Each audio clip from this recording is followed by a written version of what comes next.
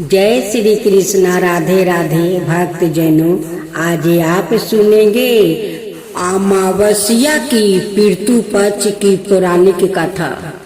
पितृ पक्ष की पौराणिक कथा के अनुसार जोग और भोग दो भाई थे।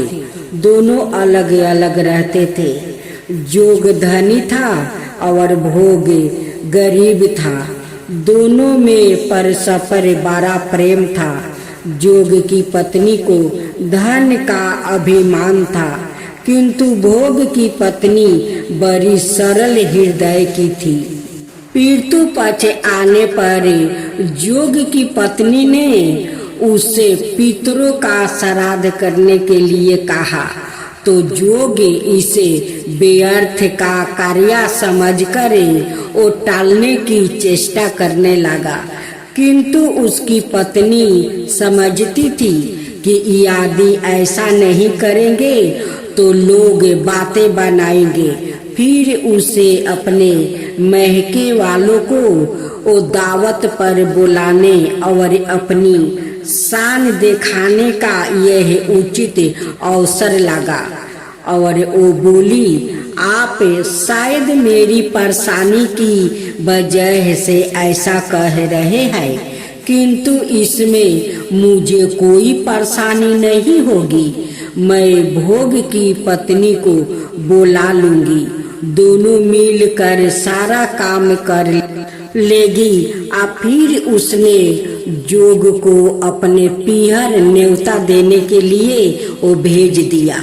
दूसरे दिन उसके बुलाने पर भोग की पत्नी सुबह सवेरे आकर काम में जुट गई। उसने रसोई तैयार की, अनेक पकवान बनाई, फिर सभी काम निपटा कर अपने घर आ गई। आखिर उसे भी तो पितरों का श्राद्ध दर्पण करना था।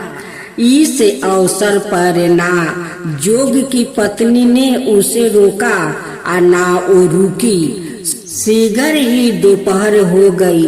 पितर भूमि पर उतर आए। जोग भोग के पितर पहले जोग के यहाँ गया तो क्या देखते हैं कि उसके ससुराल वाले वहाँ भोजन पर जुटे हुए हैं। निराश होकर वो भोग के यहाँ गया। वहाँ क्या था, मात्रा पितरों के नाम पर अगियारी दे दी गई थी। पितरों ने उसकी राख चाटी और भूखे ही नदी के तट पर वो जा पहुँचे। थोड़ी देर में सारे पितर इकट्ठा हो गया और अपने अपने यहाँ के श्राद्धों की बड़ाई करने लगा। जोग भोग के पितरों ने भी अपनी आप बीती सुनाई।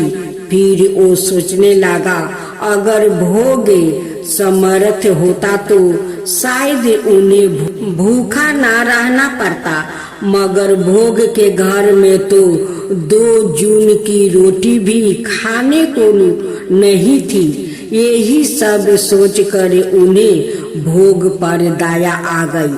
अचानक वो नाच नाच कर गाने लगा, भोग के घर धन जाए, भोग के घर धन हो जाए। सांझ होने को हुई। भोग के बच्चों को कुछ भी खाने को नहीं मिला था। उन्होंने माँ से कहा, भूख लगी है माँ। तब उन्हें टालने की गरज से भोग की पत्नी ने कहा, जाओ, आंगन में हंडी औंधी राखी है, उसे जाकर खोल लो और जो कुछ मिले बांट कर खा लेना।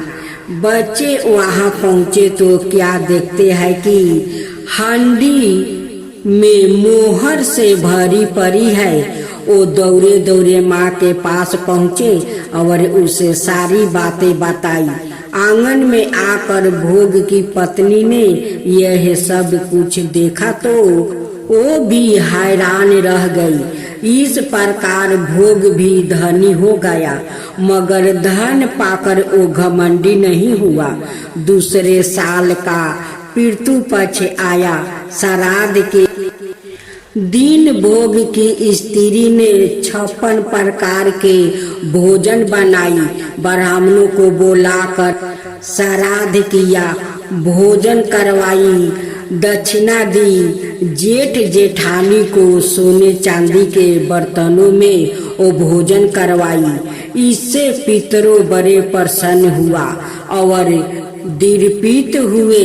महाभारत और पद्म पुराण सहित अनाए स्मृति पितरों के नियमित समर्थ के अनुरूप पूरी विधि से श्राद्ध करता है, उसकी इच्छा पूरी होती है, घर परिवार में शांति होती है, व्यवसाय और आजीविका में उन्नति होती है, साथ ही हर तरह की रुकावट दूर हो जाती है।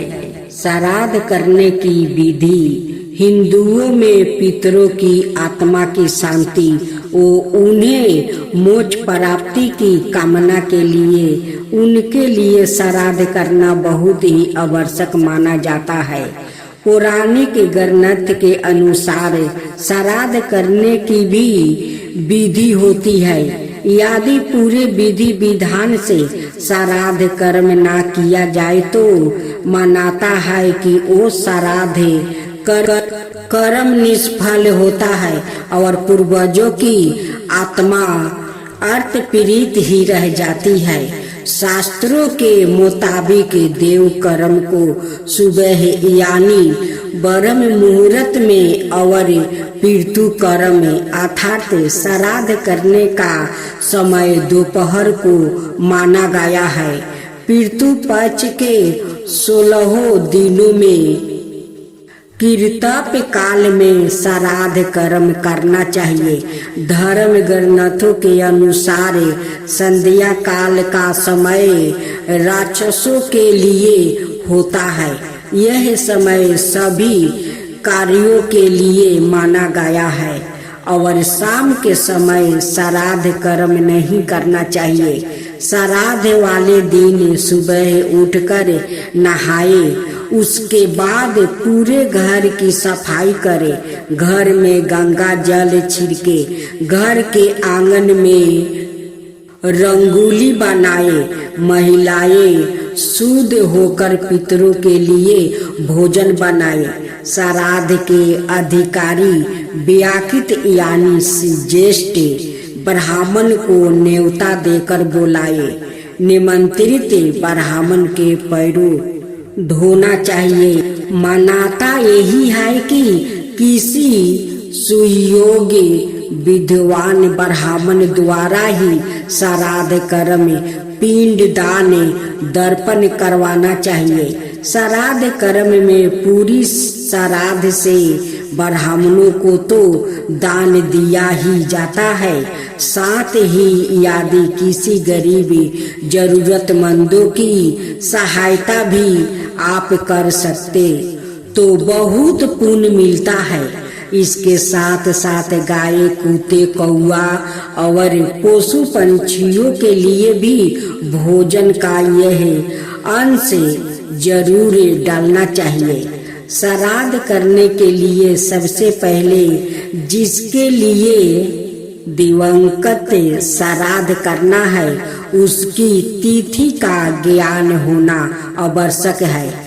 जिस तिथि को मृत्यु हुई हो उसी तिथि को श्राद्ध करना चाहिए, लेकिन कभी कभी ऐसी स्थिति होती है कि हमें तिथि ज्ञान नहीं होती, तो ऐसे में अमावस्या का दिन श्राद्ध कर्म के लिए श्रेष्ठ होता है, क्योंकि इस दिन को सबर पितृ श्राद्ध योग माना जाता है। यह बात भी महत्वपूर्ण है कि श्राद्ध करवाया कहाँ जा रहा है। यदि संभव हो तो गंगा नदी के किनार पर श्राद्ध कर्म करवाना चाहिए।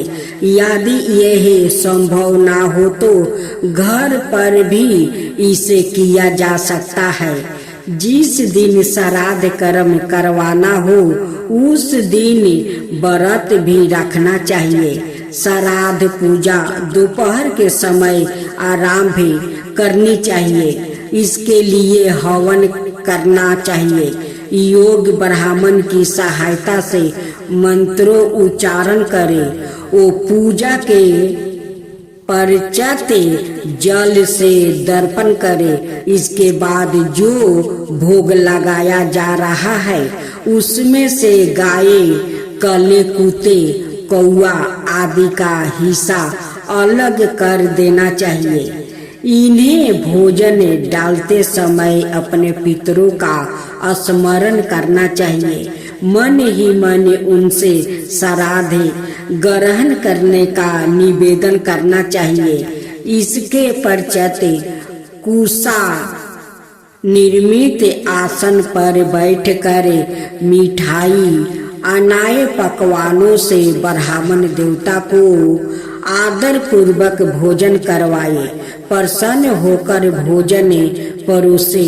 भोजन के उपरांत मुख्य श्रीधि यथाशक्ति दक्षिणा और अनाय सामग्री दान करे। इसमें गौ, भूमि, तिल, सौरन, घी वस्तु, अनाज, गुड़, चांदी और नमक जिसे महादान कहा गया है, दान करे। इसके बाद निमंत्रित ब्राह्मण की 4 बार परीक्षण करे, आशीर्वाद ले। ब्राह्मण को चाहिए कि स्वस्ति वचन और वैदिक पाठ करे और गृहस्थ और पितर को प्रति शुभ कामनाएं व्याकृत करे। ब्राह्मण को एक दिन पहले न्योता दे दे ताकि वो संयमी रहे। ध्यान रहे कि ब्राह्मण को भोजन सोने, चांदी, स्टील के बर्तन में या भोज पात्रा पत्तल में ही करवाए। गलती से भी लोहे या स्टील के बर्तन में प्रयोग ना करे। केले के पत्ते, लकड़ी के बर्तन या मिट्टी के बर्तन में भी भोजन करवा सकते हैं। श्राद्ध के समय भोजन की प्रशंसा ना करे और ना निंदा करे। मौन रहकर सांकेतिक भाषा उपयोग करे। ब्राह्मणों को भोजन के बाद घर के द्वार तक पूरे सम्मान के साथ विदा करके आए, क्योंकि ऐसा माना जाता है कि ब्राह्मणों के साथ साथ पितरों लोग भी चलते हैं। ब्राह्मणों के भोजन के बाद ही अपने पूर्वजों, दोस्तों और रिश्तेदारों को भोजन करवाए। श्राद्ध के दिन सुपारी, सिगरेट, शराब, मांसाहार आदि का सेवन नहीं करे और क्रोध, चिड़चिड़ा, गुस्सा नहीं करे और ब्रह्मचर्य का पालन करे। श्राद्ध कर्म किसी दूसरे के घर या जमीन पर नहीं करना चाहिए। साथ ही इस दिन किसी दूसरे के घर का अन्न ना खाए। यदि श्राद्ध करने वाले का जन्म दिवस हो तो उस दिन वहाँ श्राद्ध ना करे। श्राद्ध के दिन मृत्यु आत्मा की शांति के लिए भगवत गीता के 7वें अध्याय का महत्म्य पढ़कर फिर पूरे अध्याय का पाठ करना चाहिए और उसका फल मृत्यु आत्मा को अर्पण करना चाहिए। आखिर के कारण यह अन्याय कारणों से यदि कोई व्यक्ति 12 श्राद्ध नहीं कर सकता लेकिन अपने पितरों की शांति के लिए वास्तव में कुछ करना चाहता है तो उसे पूर्ण श्रद्धा और भाव से अपने सामर्थ्य अनुसार उपलब्ध अन्न, साग, पाता, फल और जो संभव हो सके उतनी दक्षिणा किसी ब्राह्मण को आदर भाव से दे देना चाहिए। यदि किसी परिस्थिति में यह भी संभव ना हो तो 7 या 8 मुट्ठी तिल जल सहित किसी योग्य ब्राह्मण को दान कर देना चाहिए। इससे भी श्राद्ध का पुण्य प्राप्ति होता है। हिंदू धर्म में गाय को विशेष महत्व दिया गया है। किसी गाय को भर पेट घास खिलाने से भी पितृ प्रसन्न होते हैं। यदि उपरोक्त में से कुछ भी संभव ना हो तो किसी एकांत स्थान पर मध्याह्न समय से सूर्य की और दोनों हाथ उठाकर अपने पूर्वजों और सूर्य देव से प्रार्थना करनी चाहिए और करना चाहिए कि हे प्रभु, मैंने अपने हाथ आपके समक्ष फैला दिया है। मैं अपने पितरों की मुक्ति के लिए आपसे प्रार्थना करता हूँ। मेरे पितरों मेरी श्राद्ध भक्ति से संतोष हो। ऐसा करने से व्याकृत को पितृ ऋण से मुक्ति मिलती है। इन दोनों में छोर काम जैसे बाल कटवाना, नाखून काटना, शैम्पू करना आदि नहीं करना चाहिए। जो भी श्राद्ध पूर्वक श्राद्ध करता है उसकी बुद्धि, पुष्टि, स्मरण शक्ति, धारण शक्ति, पुत्रादि और ईश्वर की बुद्धि होती है। वो पूर्व का पूर्ण फल भोगता है। मनाता है कि इस प्रकार विधि विधान से श्राद्ध पूजा कर सकते पितृ ऋण से मुक्ति पा लेता है। वो श्राद्ध पक्ष में किए गए इनके श्राद्ध से पितृ प्रसन्न होते हैं। आपके घर परिवार जीवन में सुख समृद्धि होने का आशीर्वाद देते हैं। श्री कृष्ण राधे राधे। भक्त जनों, आज आप श्रवण करेंगे आषाढ़ अमावस्या व्रत कथा। एक समय की बात है, एक ब्राह्मण अपनी पत्नी के साथ वो रहता था। वो दोनों ही भगवान विष्णु के बहुत बड़े भक्त थे। दोनों प्रतिदिन अपना ज्यादातर समय भगवान के ध्यान और पूजा पाठ में वो बिताते थे। ब्राह्मण का घर धन धनाई से भरा हुआ था, किंतु संतान ना होने के कारण यह चंपित अत्यंत दुखी रहता था। एक दिन ब्राह्मण ने अपनी पत्नी से कहा कि मैं तपस्या करने के लिए वन में जा रहा हूँ।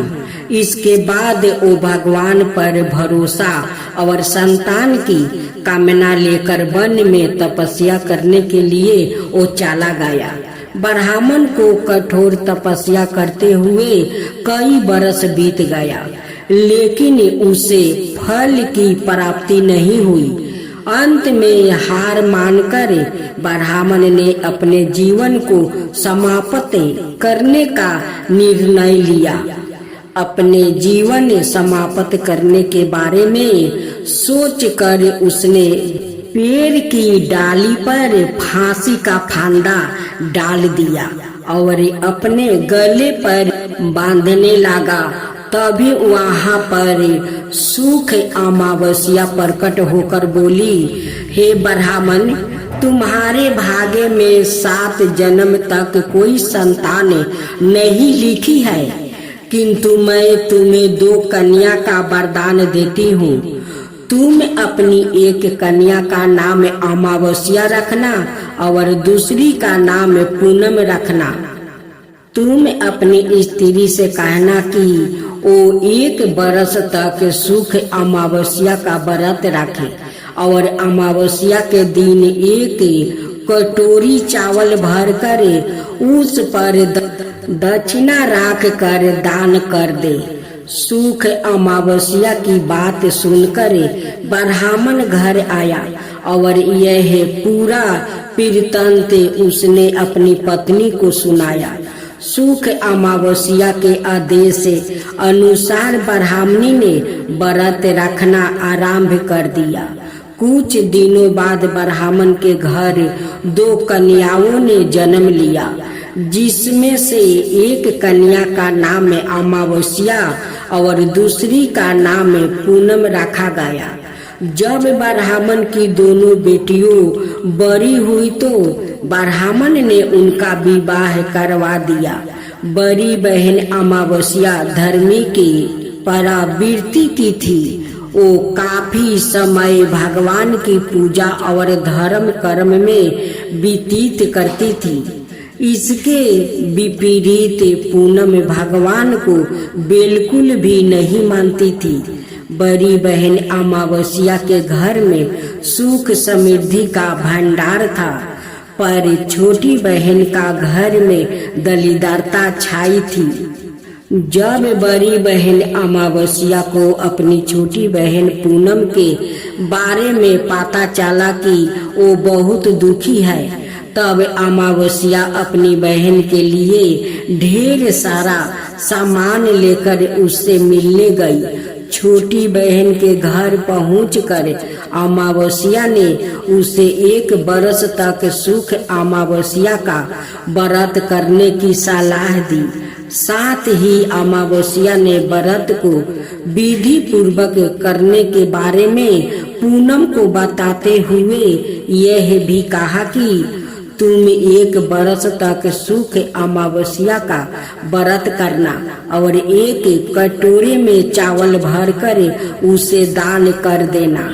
ऐसे करने से तुम्हारे सभी कष्ट दूर हो जाएंगे और घर में सुख समृद्धि आएगी।